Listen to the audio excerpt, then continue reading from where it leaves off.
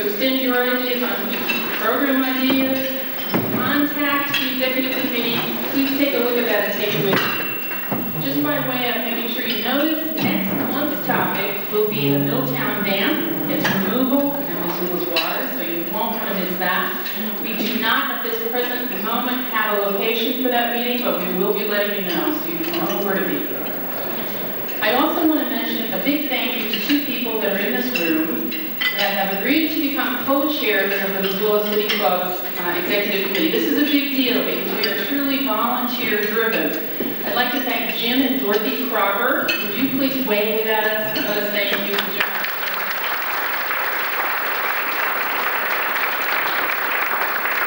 Still at the table out here, I think.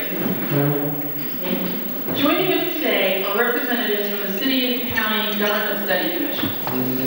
Sue Malek is with the City Commission, and I'd like to real quickly speed through the names of the other folks on that commission. Susan Orr, Bob Oakes, Jane Rechtenwald, who we particularly want to thank for getting today together. Thanks, Jane. We really appreciate your service there. Sarah Vanderwettering, Pamela Walter, and Jim McGrath. And here, representing the County Study Commission, is Dale Mahlum. We appreciate him being here. And on his team as well, to look at county government, Ron Erickson, Diana Mitchell, Julie Hacker, Tracy Stone Manning, Ann Wade Zahn, and Carrie Salmon. These commission members are interested in hearing your input on what they're up to in terms of studying our local government. They're going to take about 20 minutes to share their respective plans, and then we'll take about 20 minutes for discussion at our respective tables. So following that, we'll do a Q&A to Dale and to Sue and take it from there. So if I may, without further ado at all, Sue Malek and Dale Mahlum.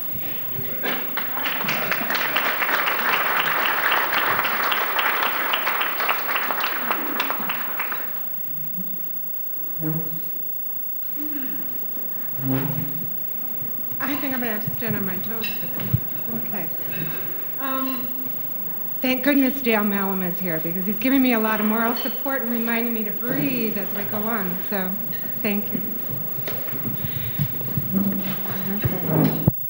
Thank you for inviting us here today. In June 2004, citizens of the City of Missoula voted to review their current form of government.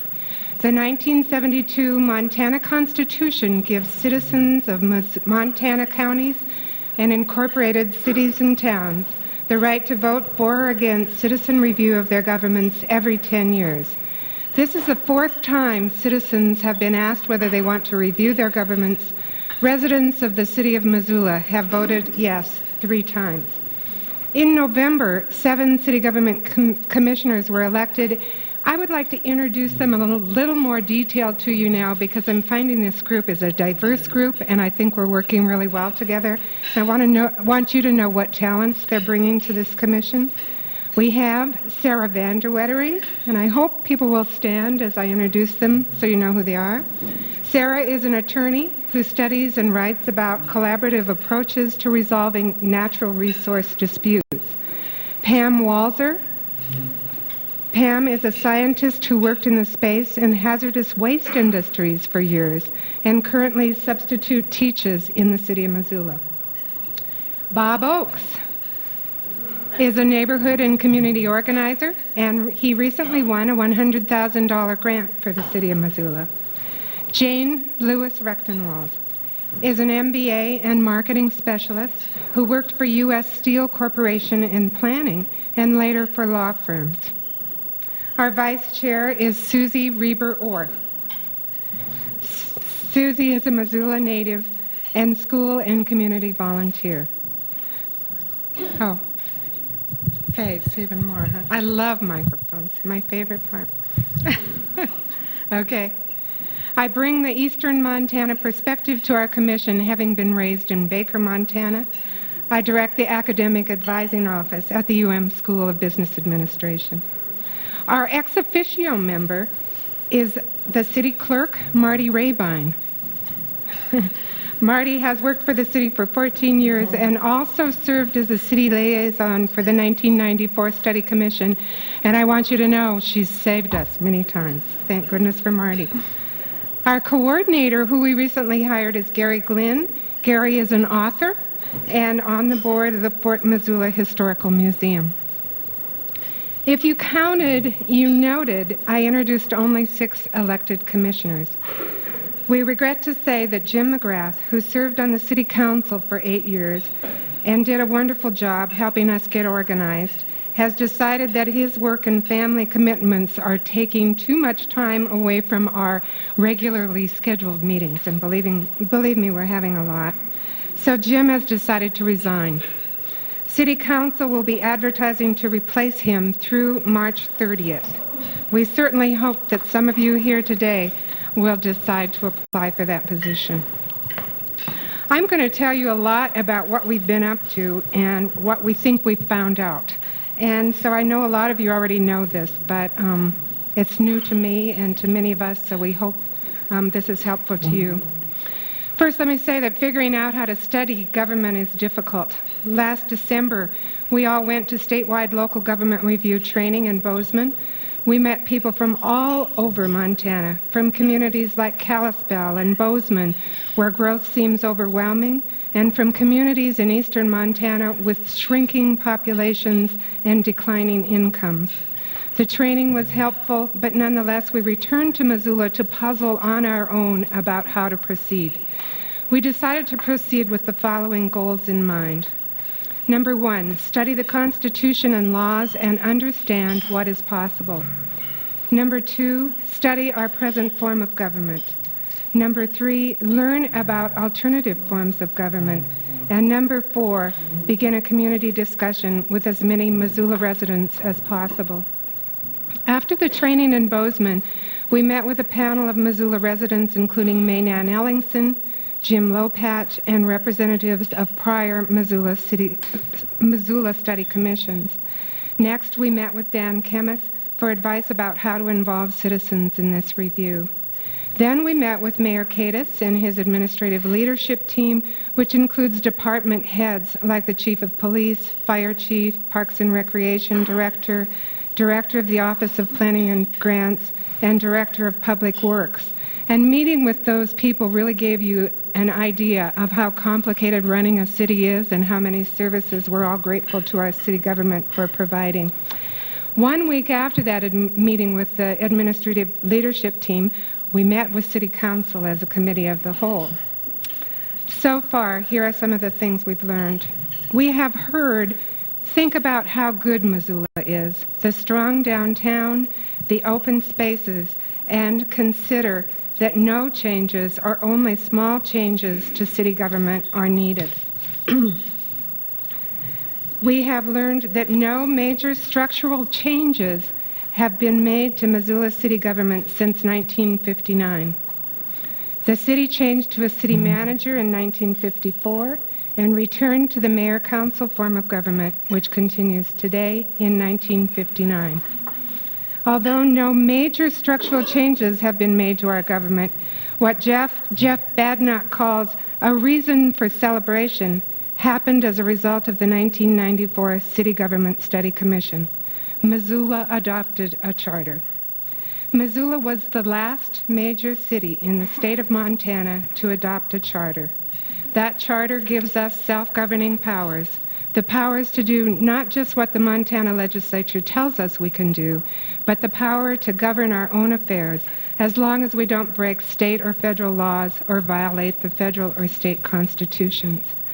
From the charter and from talking to officials, we have learned the following about the executive and legislative branches of government, which are the subjects of this review. On the executive side, our mayor administers the affairs of the city. He appoints and removes department heads with the approval of City Council. He has authority to remove all department employees in accordance with state law. He has sole authority to fire and hire assistants to the mayor, which in Missoula is mainly the chief administrative officer. The mayor proposes an annual budget to City Council, presides over council meetings, votes to break tie votes if there are tie votes on council, and has veto authority over council ordinances and resolutions. The mayor is elected by all citizens of Missoula to a 4-year term. Our mayor is currently paid approximately $55,000 a year. The mayor's main assistant is the chief administrative officer.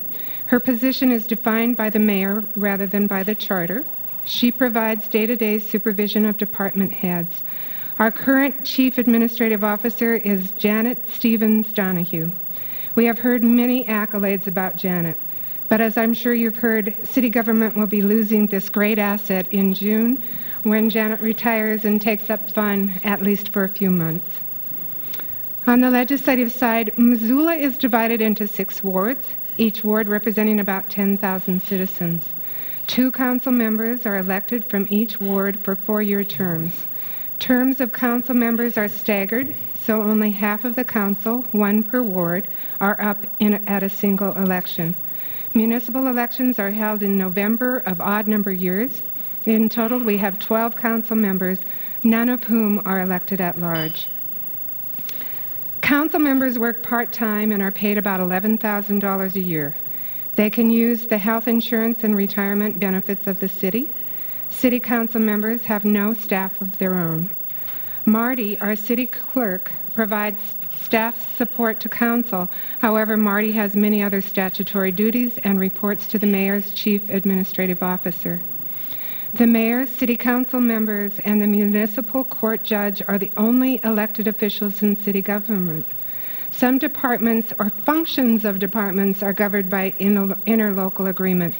The city and county have interlocal agreements governing the Office of Planning and Grants, the library, and the health department. As a result of the 1994 City Study Commission, Missoula residents also voted to enact nonpartisan elections for mayor and city council and to establish neighborhood councils. In a nutshell, and I hope not too quickly, that's a synopsis of what we know and what we've been doing. Before I close, I would like to speak to your question. What can members of City Club do to help the City Study Commission? Over the next few months, commissioners will continue to meet with government officials and staff. We will meet with the County Study Commission, with neighborhood councils, and with civic groups. If you have recommendations for groups that you'd like us to meet with, please let us know, because we'll be splitting up probably 2 at a time and going out across the community, and we would like to meet as many people as we can. We will hold several public hearings, the first of which has been scheduled for May 18th, time and place to be announced. You were a big help to us today because you sort of gave us a kick and helped us to get ready to begin to go out among the public. And this is a big step for us. We hope you will continue this journey with us. Talk to people you know in other cities and towns and here at home about forms of government and about the strengths and weaknesses of their governments. Do some internet research and literature research about trends in municipal government. Think about who you would like to bring to Missoula in the coming months to talk to us. We have thought about bringing in government officials from Billings, Great Falls, Helena, Kalispell, and Bozeman. We have talked about bringing Dennis Taylor back from Eugene, where he currently serves as city manager. Dennis was our chief administrative officer under Dan Kemmis and served as the city manager in Billings before moving to Eugene. We've talked about bringing in James Sfara, an academic author and facilitator from North Carolina whose expertise is municipal government.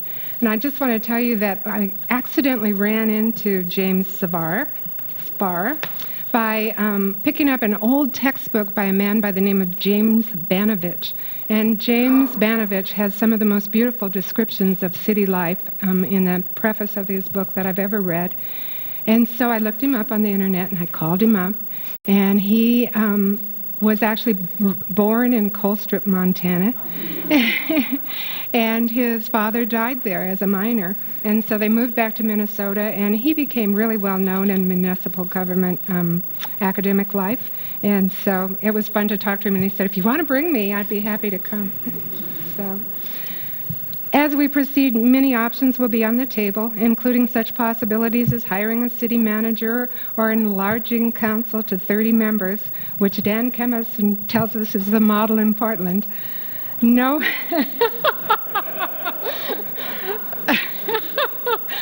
No particular organization of city government is on our minds as the best choice for Missoula. Our current structure might be the most responsive and accountable for Missoula. We want these choices to be found through citizens working together to hear each other's concerns and hopes for this place we all love. Our work plan has us completing our work by the November 2000 election. We have a web page and contact information on the city website, which Marty's office, again, did a wonderful job creating. And we will leave our commission business cards on the tables by the exit today. We very much appreciate your involvement and assistance. And again, thank you for having us today. And somewhere, Jane asked me to point out, is the state law telling you what our charge exactly is. Thank you so much.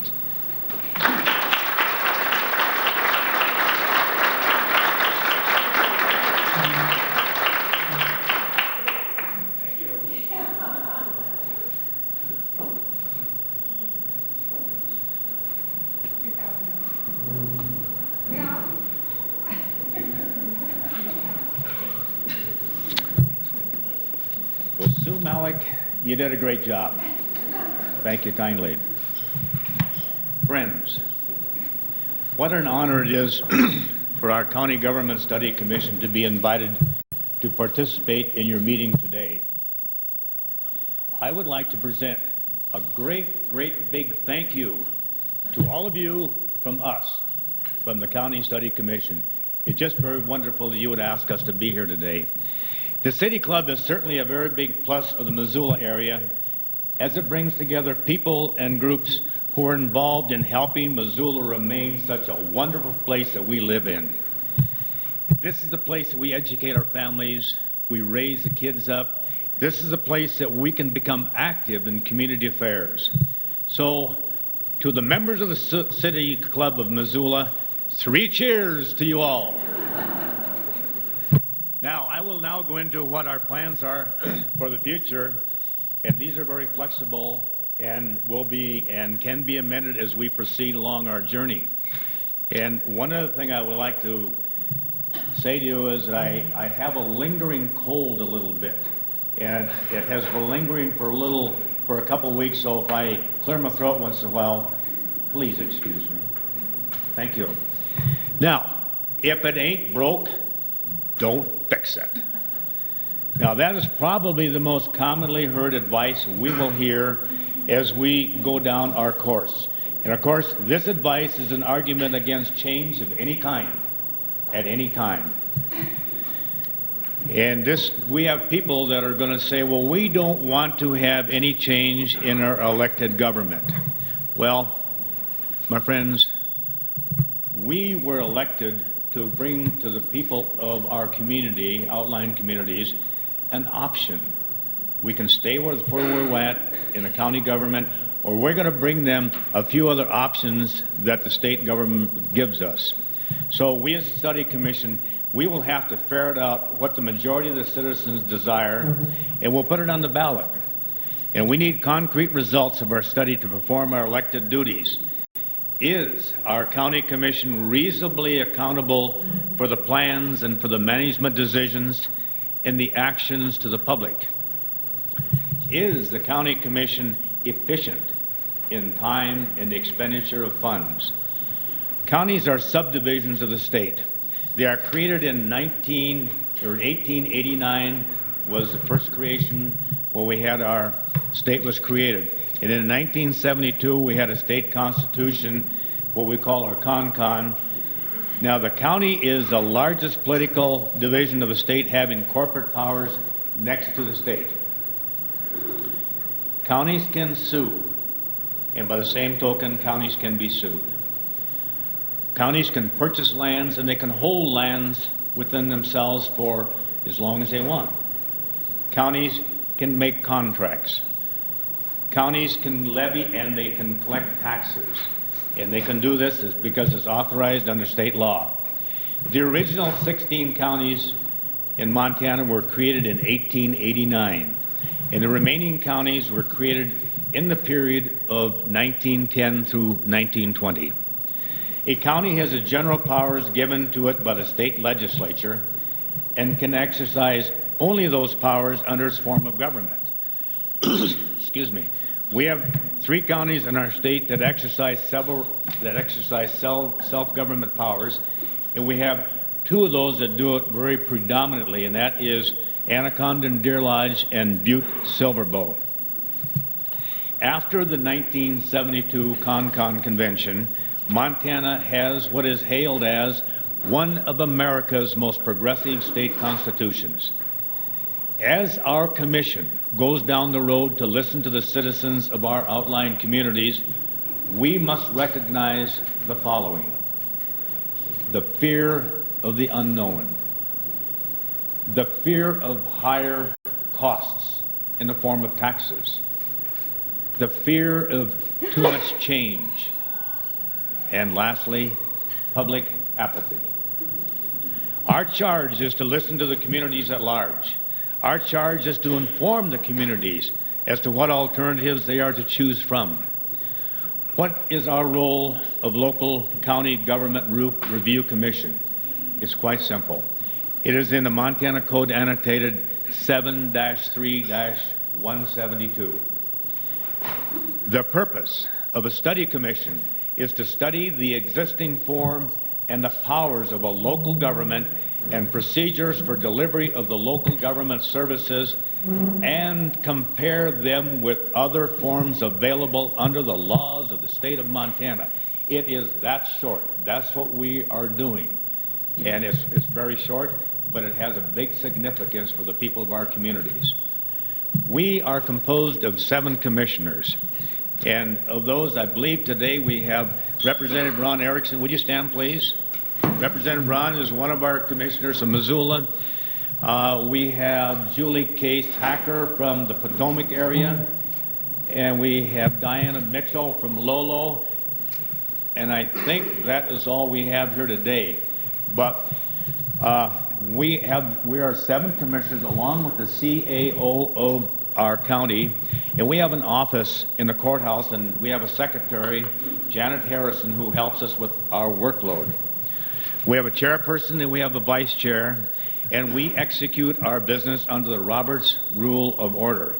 Our commission will involve all members and utilize their expertise in all facets of our work.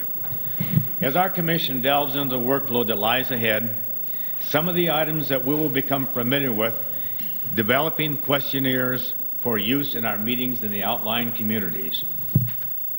As an example, do you think Missoula County government works to its best of its ability? Do you feel that other forms of government would work better than our existing form? And if you do, what would you recommend? Our public meetings start in April, and we will go through the end of the year. We will go to approximately 9 or 10 communities that reside outside of Missoula. And it will give us an opportunity to explain to the citizens of our communities what we're about and explain to them what the options they will have to do. Some of the forms of government that we will be looking into are as follows: the charter government. And I think Sue gave a pretty good description of that. A charter is written form of, or a document that defines the powers, the structures, the privileges, rights, and duties of a local government. A commission manager form of government. A manager shall be appointed by the elected commission for an indefinite term on the basis of merit only, and removed only by a majority vote of the whole of the commission. The manager shall be responsible to the commission for the administrative duties of all local government affairs placed in his or her charge by law, by ordinance, and resolution. We have 2 of those that come to my mind, and one is in Bozeman and the other is in Kalispell. A commission executive form of government is the 3rd one, and that consists of elected commission and a council or an elected executive who is elected at large would be like a mayor form. And that commission is one that we have an option of working with also. Excuse me.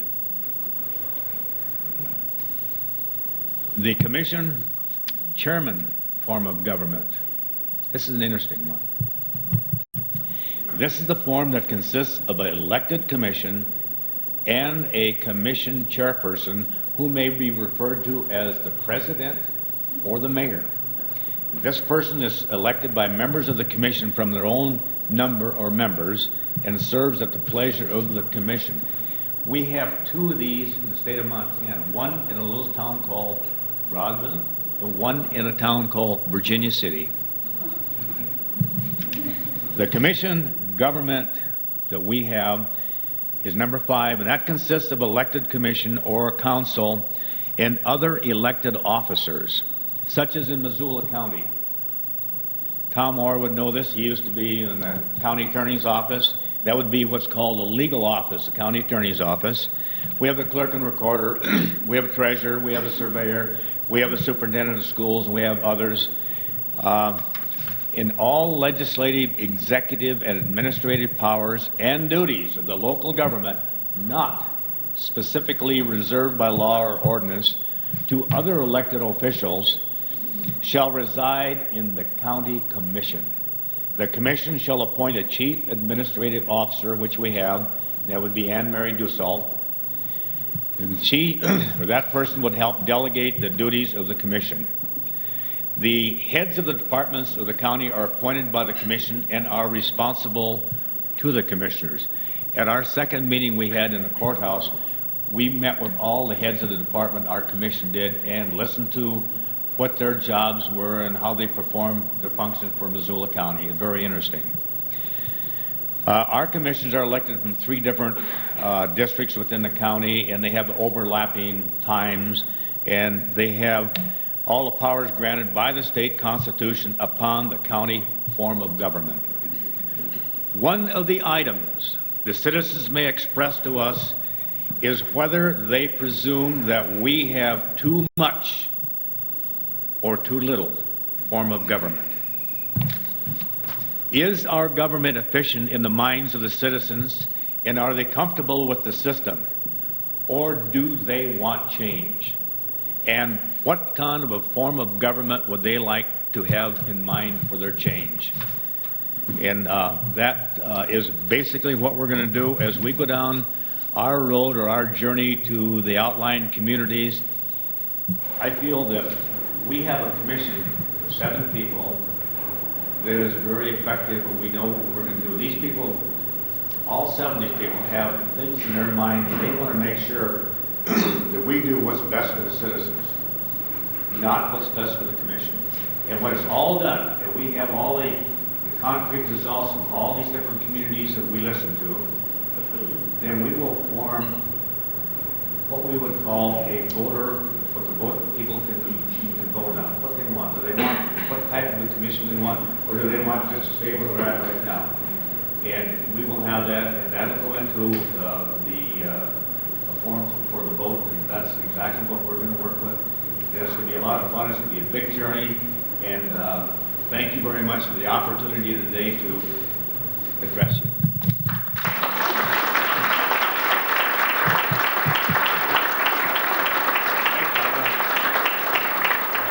Thank you, Sue, and thank you, Dale, very, very much for being here today. One quick thing, if you need to leave, you go back to the office, back home, wherever you have to get back to, at 1 o'clock, please feel free to do so. But today we're extending to 1:30. We'd love for the discussion to go on that long. Please take about 15 minutes. Start chatting amongst yourselves about some of the questions that Dale posed, that Sue posed for you to think about. Please find a leader at your table, and we'll go around in about 15 minutes with the microphone and do as we've done in past meetings, get your comments, your suggestions, your ideas, okay? We'll see you in 15.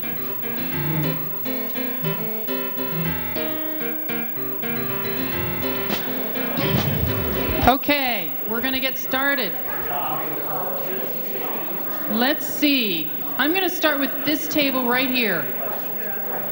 And I'm just going to say, take me to your leader. Okay.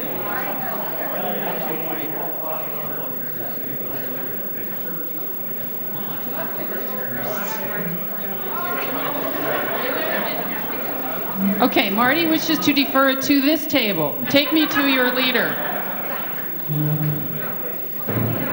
Jeff?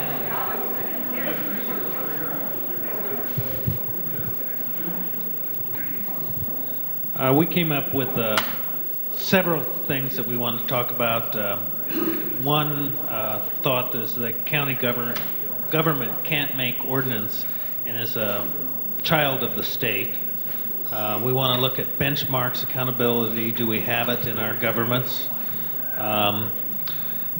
Is there a way we can streamline the bureaucracy? Can we unify counties, school districts in merging public programs? We need to educate the public on different forms of management. Government success depends on the people that are in charge. When we propose change, make it research-based more than personal and emotional. We need to have clearly written regulations. Ours are unclear and contradictory. We need consistency. Most laws are ambiguous. City, county, the most contentious issue is growth, and we need to work together. We need incentives for people to do that. And the state denies power to communicate to communities to plan and has a disregard for local governments. Thank you very much. I'm going to go back here next.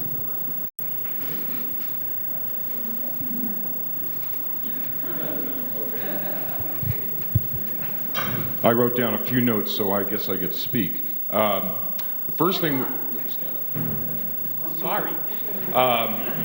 We wondered why, and this is in no particular order or of importance or whatever, we wondered why there are only 3 county commissioners, and then we went and talked to Fern, found out how they were elected and apportioned and all that sort of stuff.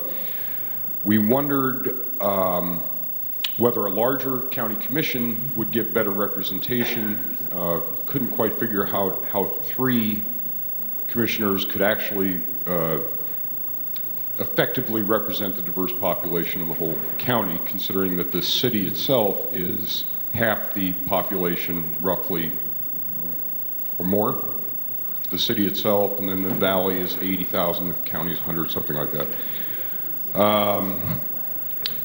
So then we raised the question, what about consolidating the city and county government? I know that's an old question, but it seemed to make some sense. I'm going to miss some stuff here, so you guys just chime right in. It was pointed out that with the current form of the county, we really focused mostly on the county, that growth planning was ineffective and had no force of law. Is that correct? That their recommendations. And actually, that's a question we would have is, that would be nice to have answered, is how does the county work and how did that get set up with just 3 commissioners? So. Thank you. Is there a table in the room with a leader that has to leave at 1 o'clock sharp? Just curious. I want to cover you next if so. Okay, then how about this table? Marty? Had to get back to me sooner or later. Okay, our table talked about the city and the county study commissions. They think that the city and the county study commissions should investigate cooperation between the city and the county commissions themselves, as well as the city and county. That the county and city local government study commissions would be remiss in not looking at the issue of city-county consolidation, at least to study it, if for nothing else, because there's the opportunity to do that. They suggested at least to show the overlap between the city and the county in the final reports to recognize how the city and the county affect one another, and that a communication component between each local government study commission is very important. Basically, in a nutshell, do examine consolidation. Engaging citizens, our table talked about ways to engage citizens using neighborhood councils, community events in different areas of town.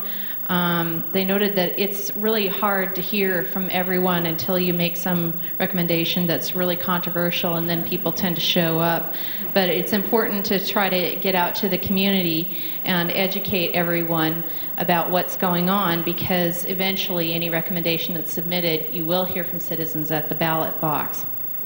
If recommendations proposed, they suggested some venues from around town, including the Children's Theater, a major venue locating a major venue for gathering at the south side of town, and also Kim has indicated that the chamber membership would be interested in keeping track of what's going on with the study commissions. So, thank you.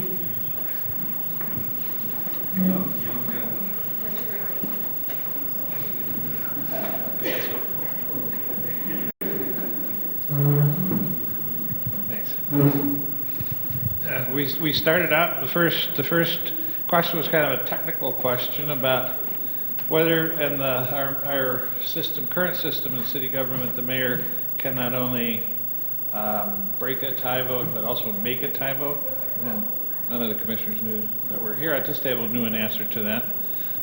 There was an excellent suggestion that we start an internet blog site so people could actively contribute, and it could be an active dialogue through that venue. A suggestion is that we have meetings in schools, not for adults necessarily, but to involve children in the study. A suggestion that we conduct public charrettes. One comment that an observation that citizens that this person had talked to felt disenfranchised, powerless, and that the system seems dysfunctional, and that we need a professional survey done on city policies and how they're implemented.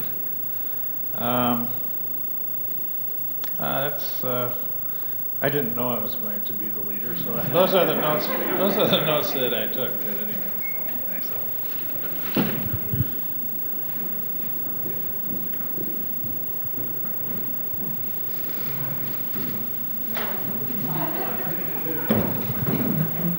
I just got nominated for this too.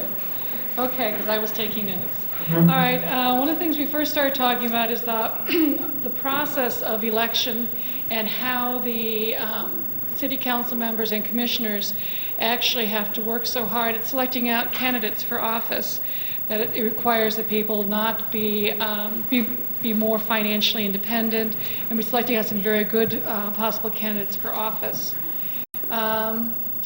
They was suggested that possibly for the city council that we might consider some people representatives at large, because there'd be some voice to the city council other than the mayor, who really is just officiating the meetings, to be able to say what is best for the city at large, and not just Rattlesnake or the West Side or Grant Creek, whatever.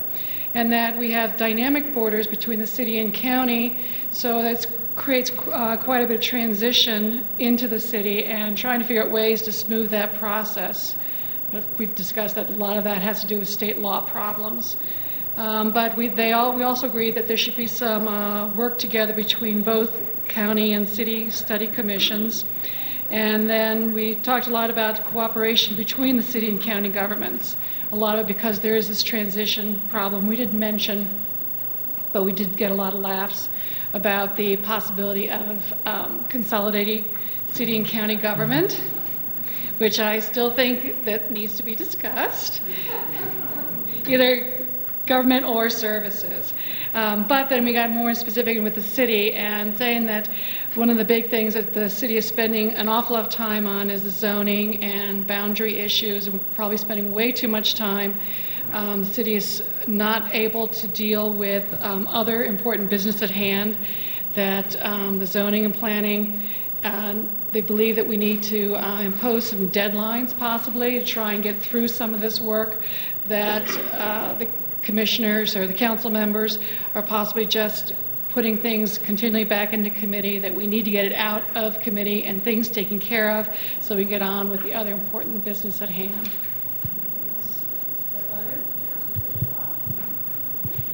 Thank you. At this time, we'd like to thank MCAT for being here today, and we hope everybody stays, but if you do have to go again, please take your leave. Now this table.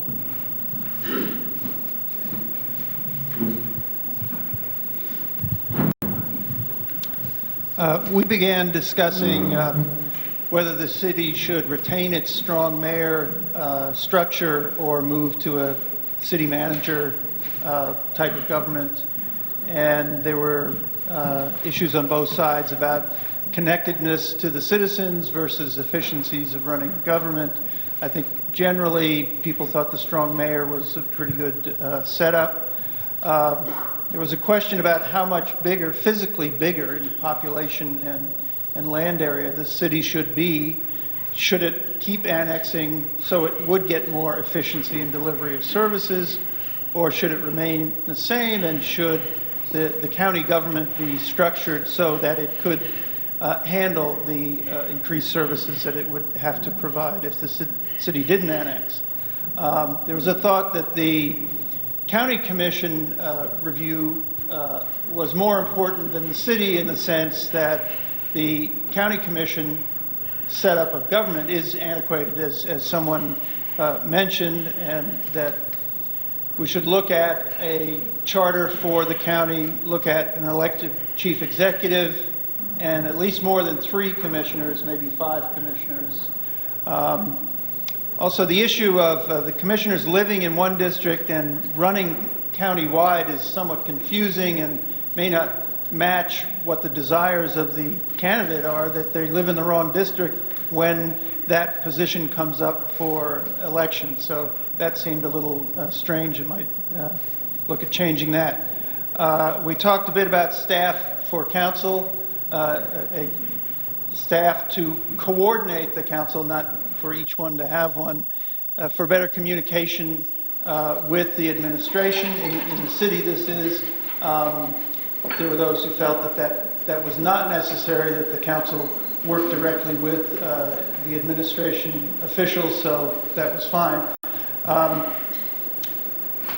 The neighborhood councils were mentioned, and there was not a lot of experience or thought that they were really working great and everybody was communicating with everybody and the citizens were getting their information to the councils and it was going to the city council, and the city council was seeking the advice of the neighborhood councils. We didn't have that information, but we thought that that would be a good thing for the city commission to look at, to see how effective that process has been, since it's fairly new. And finally, we thought that on the question on the white paper, that the city and county commission should work together, and it's sort of a shame that they're not formally connected, but we hope, and we have heard, that they are meeting together. But perhaps in the future, the state law or whatever creates this should require some kind of coordination between the 2 commission reviews.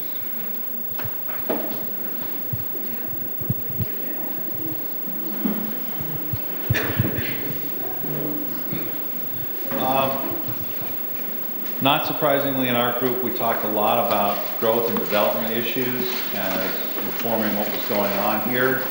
We talked about the nature of the county, that being a high percentage of county residents or city residents, and that we think that most city residents don't consider themselves county residents. They direct their questions and concerns about governance to the city council, when in fact City of Missoula residents make up a very significant portion of the county residents. We also talked about the problems of outsiders, those living outside the city, and visitors coming to Missoula, putting demands on the city. We also observed that those are somewhat offset by taxes paid and commerce that is realized because those people are here. Whether that is matched up, we didn't conclude that was the case. We don't know that. We talked a little bit also about the size and representation of city wards, like the other group. We talked a little bit about what it would mean to have city council people elected at large. We talked a lot about city managers. Missoula's past experience with city managers was not a good one, and which is why it changed back. But the profession of city management today compared to what it was in 50 years ago is remarkably different. There are people who actually get professional degrees in city management. That's not problem-free. If you follow what's been going on in Billings, you know that just because you have a city manager doesn't mean that things run smoothly all the time. And lastly, I'm going to exercise the prerogative as somebody who's done this work to thank the people who are doing the county and the city government review. They don't get paid, and they get a lot of grief, and they spend a lot of time doing what they're doing on behalf of us. And as somebody who's done it and been there, thank you for doing it.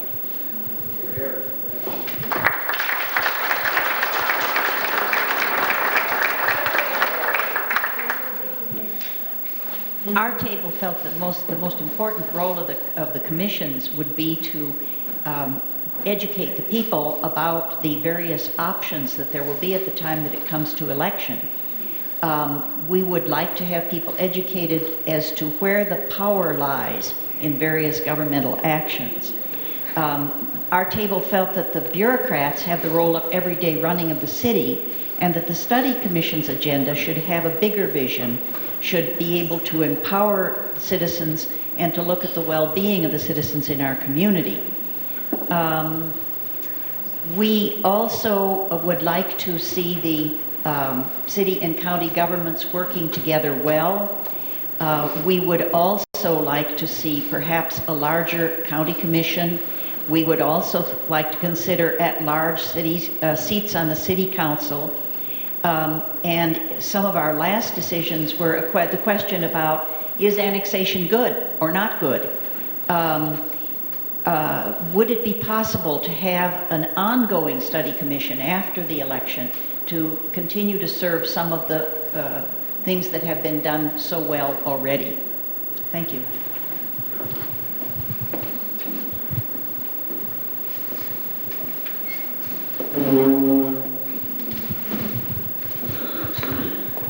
You'll have to excuse me, I've been trying to type as we're going here, so I'll try and run down what we talked about.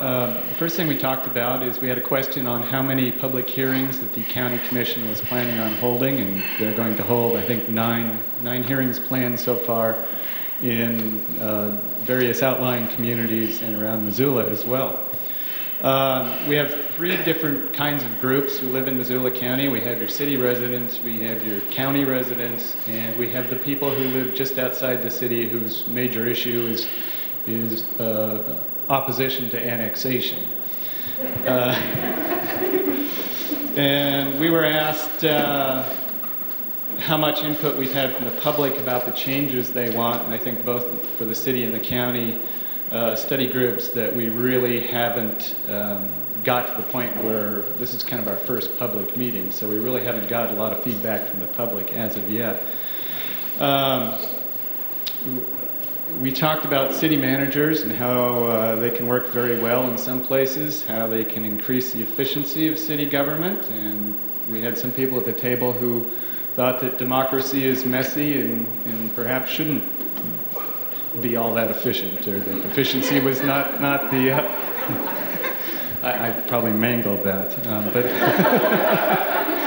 that efficiency was not always the overriding concern of democratic government. And there was discussion about the fact that Missoula is a very different community from many other communities. It's not homogeneous. We have an awful lot of different kinds of people who live here who don't always agree. And there's a sense from folks around the table that something is broken in city government, but no one's quite sure what it is or how to fix it. And the change on the west side of town, the Reserve Street and the airport region, is going to dramatically change the character of Missoula, and that city and county governments need to be aware of that and need to be on top of that.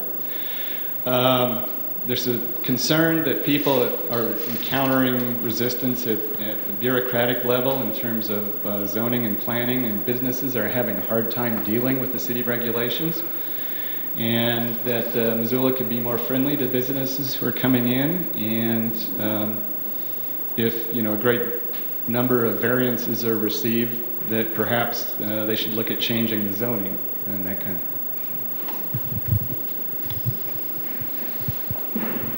Thank you all very, very much.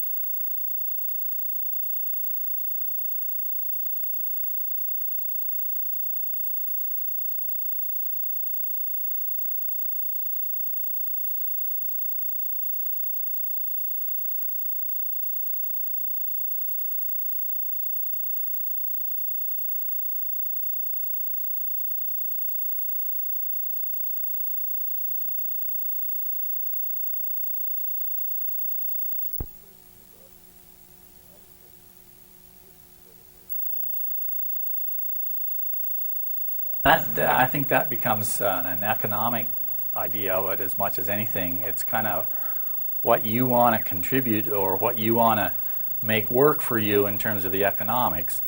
As you get into a little bit bigger systems, there's somewhat of an economy of scale. But the big thing is that you don't have to go all the way. You don't have to offset everything. You can do just a small part, and then you've got that much more security in terms of the future, knowing that that part of it's covered. I think one of the things that's interesting about that is that we're talking about the value of solar energy, but we're also in a very artificial situation where we're saying, yeah, go ahead and produce as much as you want. It's worth lots. We think it's worth all of this. Don't produce more than you're using, because then you get into a reverse situation where now the power company all of a sudden has competition. And that's part of what the net metering law did very carefully, was make net metering work. It's got a cap on it. It says don't get too big. It may be worthwhile, but don't go more than whatever it is that you're using. And that satisfied a lot of the political clout from the utilities by saying, well, it won't ever be a serious threat. And I think there's a certain amount of that is there. But that's one of the advantages that you have with a grid-tied system compared to a standalone system too, is that you can put a little bit into it or a lot. About the smallest systems we've seen are I think there's an inverter that works at about 700 watts. Yeah. I'm just curious, when you were figuring your costs, what are the panels made of? And the materials that go into the panels, and where are they produced? So if you figured that into your costs as well, because I don't live in Montana, I live in Mexico, and Yeah. so my conditions are quite different. And so we have panels go under 10 years. They don't last that long. So I'm curious what they're made of and the costs that are figured into that, because I would have to replace them more frequently. Yeah. Silicon is the big one. There's bohrium and another pretty kind of rare trace element. I can't remember what it is, but it's another one. And some of the manufacturing processes are a little complicated. Are they primarily U.S. produced? No, these are made in the U.S. now, but they're Sharp panels, and Sharp's biggest production is out of Japan. About 40, what is it, 40 megawatts? Or was it? 400 megawatts this year. 80 megawatts coming out of Memphis. Oh, okay. I'm a little surprised, though, that Mexico would be, because 360 days of sunshine a year, and and we're all off grid, and the power, for some reason, they don't stand up as long. Hurricanes also get them. Well, yeah. Are they thin film? Are they crystalline? No, they're they're crystalline. They're crystalline panels. And I haven't heard that before. Sand, sea, air. Oh, just the erosion, basically. Yeah, a whole bunch of things. So they don't. Yeah. So I'm excited to hear that in this country they could last as long as 40 years, because they don't. Yeah. So I was curious what. Some of the original cells that Bell Labs did were down 6% from what they were when they first made them in 1958 or 54, somewhere in there. So those have held up real well. That's true. And the warranties are part of the key there. I mean, I know there's a certain amount of play in warranties, but they've got to be fairly confident that they're going to last in order to warranty them for 25 years. Well, and as we all decide to go to solar, they'll invest more money in R&D and they'll become better anyway. Right. So. Right. Yeah. Just a quick question. For those of us who are considering panels, is Northwest Energy going to offer a grant program this year? The USB funds, it sounds like, are going to continue, but we haven't heard a final word on exactly how those expenditures are going to be handled and how they're going to be channeled. We have applications in for more house systems and other projects as well, and we don't know yet how that's going to turn out. We hope that it keeps coming, but don't know. What does USB stand for?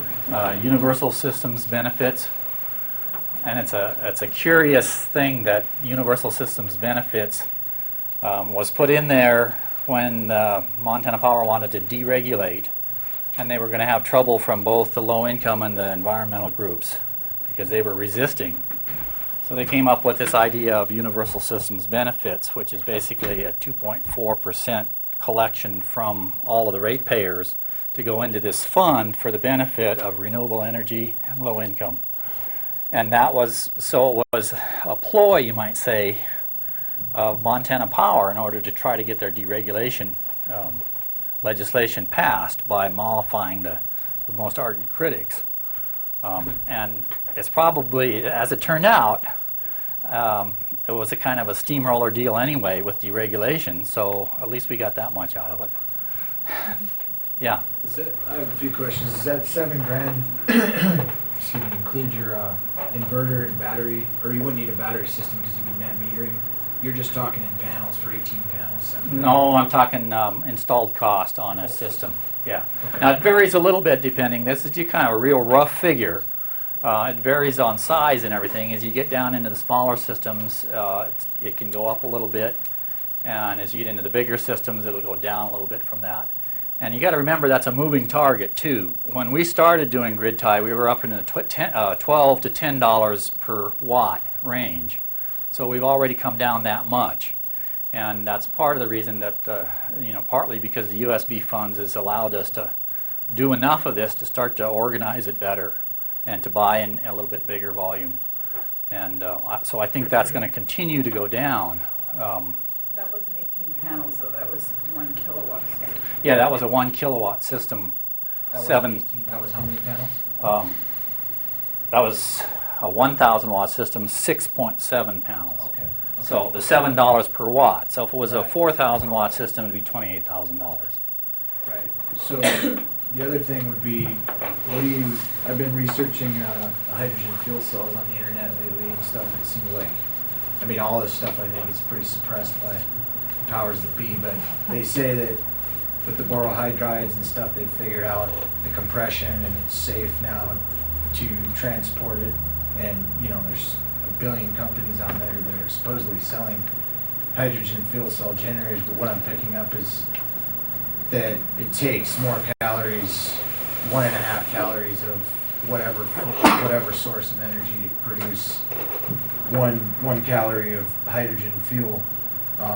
Now, are you working directly with any of these manufacturers with a unit that can be put in a home to go, if you were producing above and beyond, say if you had a hydrogen combination of solar and wind or something, and instead of losing with your net metering, you're actually able to store it, and then over time as technologies became better, instead of having a battery system, or if you're off the grid and using your hydrogen fuel cell generator instead of a battery pack to store your energy and then use it to run your car and whatever else you might want to run. Are you selling any of those units at this point, or are you working closely with those people and what they're doing? We haven't gotten into the fuel cells yet, and I say yet advisedly. I'm not sure that we will. One of the problems with fuel cells is that, if you're talking about renewable energy, you start with electricity, you go to hydrogen, and that's right now about 65% efficient if you've got a really good system. And then you convert back from hydrogen to electricity, and that's maybe 55, 60%. So you multiply 50 by 60, and you come out with 30%. So you're starting off with 100 units of electricity, you go through the process and you come out with 30 units of electricity. Right. Yeah. I don't see the point. Now there's certain cases where when the efficiency of that gets to be competitive with batteries, then it may make sense as a battery, as a storage medium. And there's also niche markets where maybe one day it'll be reliable enough that it'll make sense. But I see hydrogen, maybe some possibilities in transportation, and maybe some niche markets, but that in terms of stationary use of electricity, it just doesn't make sense to me. At this point, yeah. What do you suggest the best thing to do with your solar electricity that you spill after your batteries are fully charged? I mean, we have a place in the country, and most of the days we stop charging. Yeah, and so why wouldn't you do what he suggests? I mean, that at the margin, that electricity is even at essentially free. Yeah, I think that's probably, in the case of off-grid setups, the first thing is to try to design the system so that you have as little of that as possible. But of course, the difference between winter and summer is going to do that. And in that case, that would be a good thing to do with it. Or hot water heater would be another way to do it, or irrigation pumps. Are there good resistant hot water heaters that work with solar? Because you're working pretty low. Well, that depends on how much power you've got there. If you've got a big system that's your loads are greater in the winter than they are in the summer, so you've got way extra power in the summer, then you can do some hot water stuff there. Are the USB funds available for off-grid? They are, but not. You usually have to write a grant for that and put it in separately. And I think the connection there is, the idea is if you come up with a project that means that they won't, that you're avoiding what would otherwise be a grid connection, then it qualifies. If the chances that there's ever going to be a grid connection there are nil anyway, that would be more questionable. Can we just start a revolution and screw all the qualifications? I mean, what's the holdup? Help yourself. Yeah, that would be a good way to go. Yeah. Can you give us a history? One more. When you were doing the net metering, what voltage you going back into the system? Yeah, we're going back into the system at either 120 with some inverters or 240 with some inverters. But we've got 3-phase on some inverters. There's some inverters that are 480 volt, and it usually matches the size of whatever the system is. But 120 and 240 is the stuff that we work with the most. Can you give us a brief history on how the efficiency of the panels has improved over the last 15 years, and perhaps project that as far as what you might guess that efficiency would be? It seems like that 15% is not a great number. Yeah, I think when Bell Labs first did it in 1950, either 4 or 8, I can't remember, they were looking at somewhere around 6%. And it's just been a kind of a continual thing all along. When we got into it, we were looking at about 12%. And now these are, we're about 14%. We're up around 16% now and headed for 18%. There's space systems that are around 34%. And some of that's because they've got expensive stuff in them. They're working quite a bit with amorphous panels, and so far it hasn't been very good, but they're trying to find a way that's less expensive for mass producing this stuff. And if they make some breakthroughs there, then that would make quite a difference. So you could be looking at a computer chip type deal where there's enough demand to produce the incentive for people to produce them economically. The cost could go down. Well, yeah, most of the theories right now are that it would take a technological change to make a huge difference, but that otherwise will simply be increasing as we have, and it'll continue to just go up, 1 or 2% every couple of years, which is about what we've seen. Have they followed through in the vein, like BP's had I think it was the 585, where they laser grooved the crystalline wafer, and then they put, I believe it was copper in as the conductor. Basically, there was more surface area for the conduction of the electricity. Have they followed through with that? Is that something that's ongoing? I don't know about that. I know about the, that they've done that, but I've never seen any results. And it's always a combination of cost effectiveness compared with how much the technology improves. That technology hasn't spread, from what I know, beyond BP, and whether that's because they have proprietary rights to it, or whether it's just that others haven't found that to be cost effective, I don't know. Yeah, I'm not sure. Does Sharp, I know that they had, once again, it's a couple years back, but they had talked about a new silicon bonding process so that they wouldn't have to get the 1500 degree temperatures or whatever to grow the silicon ingots. Yeah, I'm not sure of that. I know there's a coating process that they went through that made the surface less reflective and absorb more, and that was just in terms of the coating that was put on it. And that was a change where we went from what we thought was the biggest panel was we were working with a Siemens at about 150 watts, and this one came out then at 185, but it's the same size. And we've heard rumors about 210 coming that'll be the same size. But all of those things are, every manufacturer has some little thing that they say, this is what makes all the difference in the world, and it goes on and on and on, and it's just a matter of time, I think, to run through those and see which of them are real and which of them aren't. What would you say that, say if you were, as an alternative builder or something, you were going to say, maybe 4 alternative builders get together and build 4 houses, and you wanted to do maybe a minimal power system that was shared collectively, but it was just so that if the grid went down, say you have a hydronic system in each house, you got to pump water. You just don't want the houses to shut down. So what you're selling with the house is the security that at least if the grid goes down, there's brownouts, blackouts, all the stuff that they're threatening are going to occur. What kind of money would you share between 4 homes, say, on 5 acres or something, you were going to do this with 4 people, and what kind of money would you be looking at?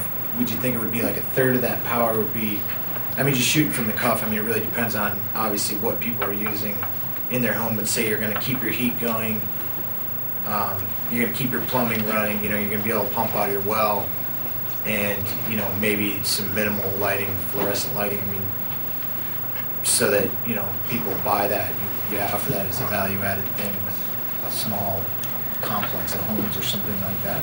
Yeah, the backup is a kind of a big issue. Outback has come out with an inverter that's grid tieable that'll also work on batteries, but they don't have an option that won't work on batteries. So it's 2 different inverters, and what you're looking at there is basically what's the storage cost. And that's where the solar helps, but if you're looking at a backup system and you're not designing it for making it all work with solar, then you've got to have enough backup for whatever loads you want to run. And if what you've got is a lot of loads, then that's what's going to drive the price.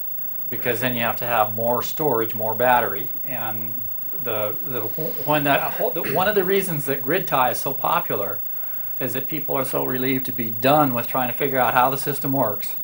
They're done with batteries, and they're done with trying to figure out whether they've got enough power or not. All of that's gotten rid of with grid tie, and the fact that there's no batteries in there, I think, helps and makes the marketers anyway more excited about being able to sell to the mainstream. So when you come back with what you're talking about, and there is some logic to that, and part of it would be a lot of new homes now will put in a generator. The generator will be a 10,000 kilowatt generator or 10,000 watt generator made just for backup. It just sits there and waits.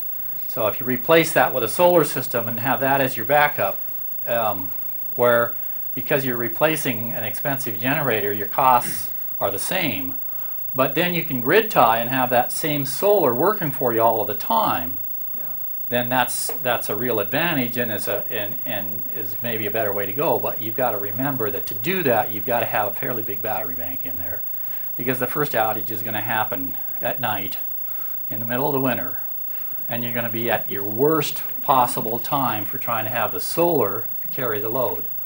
And that's one of the hardest times for a standalone system, is in the winter at night, when the sun hasn't shone for a while. And that's the determining factor in terms of how much it's going to cost. What about the cost of the fuel cell? Say you offset the cost of that generator, okay, given right now, I'm sure the technologies are suppressed heavily, and there's probably way more there than we think, but let's say, for what's available, what kind of money would you say, as opposed to, just say you're grid tied, you don't have any battery bank, and you have a hydrogen fuel cell generator, and so that's what you're using as your bank. So you're producing hydrogen, and you've got a hydrogen fuel cell generator that kicks in, because this is mainly, you're selling this security option, so it's a totally self-contained thing. You don't have to replace your batteries ever. Do you know, I mean, just ballpark what kind of money you're looking at, as opposed to buying what, kind of quantity of batteries you'd have to have, which would be useless anytime the grid was up, because you could be rolling it back. Yeah, everything I've seen is putting fuel cells out at 10 times what battery storage is in terms of cost, and a much lower reliability. I haven't kept up on it that much, but I know nobody that I know of is talking about selling fuel cells into the private market. They're saying, if you want to experiment, if you're an experimenter, or you want to try to do this for promotional reasons, then we'll talk to you. But if you want to buy this as a retail product, forget it. Now, Didn't the county shop at the Libby take their fuel cell out and put batteries in the solar? yeah, there's a couple of places around where they've had big fuel cells that were a real headache, and they backed out. Now, that doesn't mean that in the long run it might be there, but in terms of any of the economic costs you're talking about now, it's not even in the ballpark. Maybe it will, maybe it won't. We'll have to see where that goes. How hard is it to increase the size of a system? So we get one now that's a quarter of our load, and we want to look at, 10 years from now, we know the power's going to be a lot more expensive. Can we go up to half our load or all of our load later, or do we need to start over again? Yeah, that's a good question, and it's fairly easy to do if you plan ahead and get an inverter that's big enough for the final load. Otherwise, you're basically repeating everything. But if you buy the inverter, then you can just add the panels, and it's technically simple. And that's probably a good idea.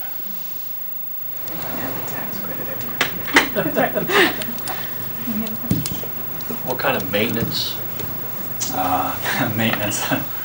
All of the calls that we have are on generators. The solar panels just work really well. They're simple. There's no valves. There's no carburetors to adjust. They just sit there and work. They're great. I love them. Yeah. Is the snow covering them up, or do they freeze out? Snow can be a problem on standalone systems. Like, there's solar in a lot of the transmitter stations for television and radio, and they do them because they're dependable, and they do them through the winter. They have huge battery banks in there to go through the dark times in the middle of the winter. They put them almost vertical, so the snow doesn't collect on them. Once in a while they have trouble with a storm, or a storm will blow stuff in and it'll freeze on there. But usually once the sun comes out and sun shines bright on the glass, if you're not sitting where it's completely covered, it'll melt that off, and at the vertical. So we recommend for that kind of a situation to do them real steep. Now for grid tie, where they're a lot shallower sometimes, then there is a little bit of a sacrifice there, because there will be times when they tend to be covered, but not usually when the sun's been bright for a while. So it's a relatively short period They of have time. to face a certain direction.